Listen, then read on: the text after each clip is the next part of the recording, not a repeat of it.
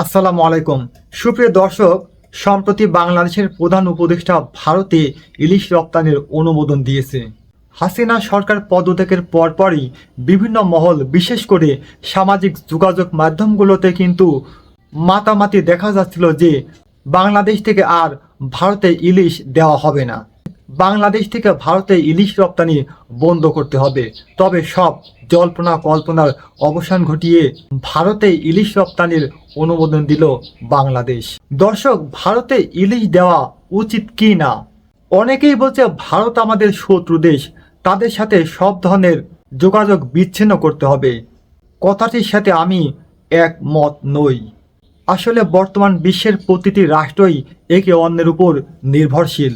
আবার এর মানে এই নয় একটি রাষ্ট্র ছাড়া আরেকটি রাষ্ট্র অচল। তবে ভারত যেহেতু আমাদের প্রতিবেশী রাষ্ট্র, তাদের সাথে প্রতিবেশী সুলভ আচরণ করাই দরকার। তাদের সাথে যদি বন্ধুত্ব স্থাপন করা না যায়, তবে শত্রুতারও দরকার নেই। তারা তাদের প্রয়োজনীয় পণ্য আমাদের দেশ থেকে নিবে, আমাদের প্রয়োজনীয় পণ্য তাদের থেকে নিব। চলুন ইলিশের দিকে তাকাই। 2018 সালের হিসেব মতে বিশ্বে মৎস্য উৎপাদনে বাংলাদেশ তৃতীয়, ইলিশ উৎপাদনে প্রথম। বিশ্বে মোট ইলিশ উৎপাদনের 75% উৎপাদন করে বাংলাদেশ। 2018 সালে বাংলাদেশে উৎপাদিত মোট ইলিশের পরিমাণ 5,17,000 টন এবং 2022 সালে বাংলাদেশ বিশ্বে মৎস্য উৎপাদনে প্রথম এবং ইলিশ উৎপাদনেও প্রথম স্থান অর্জন করে। বিশ্বে উৎপাদিত মোট ইলিশের 80 থেকে 90% উৎপাদিত হয় বাংলাদেশে। 2024 সালে এসে দাঁড়িয়েছে 6 লাখ টন। 2024 সালে বাংলাদেশ থেকে ভারতে ইলিশ রপ্তানির অনুমোদন দেওয়া হয় মাত্র 3,000 টন, যা বাংলাদেশে উৎপাদিত মোট ইলিশের মাত্র 0.29 ভাগ। 6 লাখ টন থেকে মাত্র 3,000 টন ভারতে দিলে বাংলাদেশের জন্য খুব একটা সমস্যা হবে বলে আমার মনে হয় না।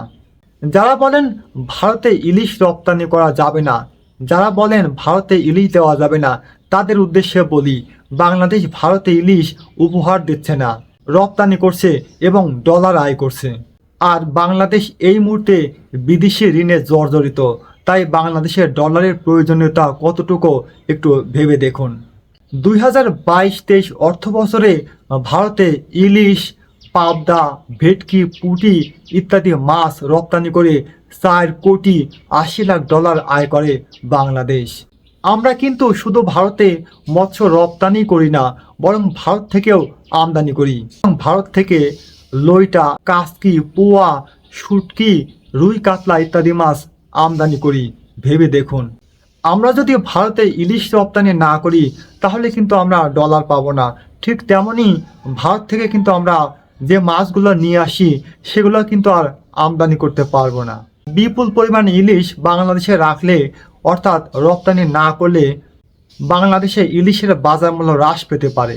এতে ইলিশ আহরণকারীরা কিছুটা হলেও লোকসানের সম্মুখীন হতে পারে। বাজারে ইলিশ মাছের আমদানি বাড়লে অন্যান্য মাছের চাহিদা কমবে, দাম কমবে।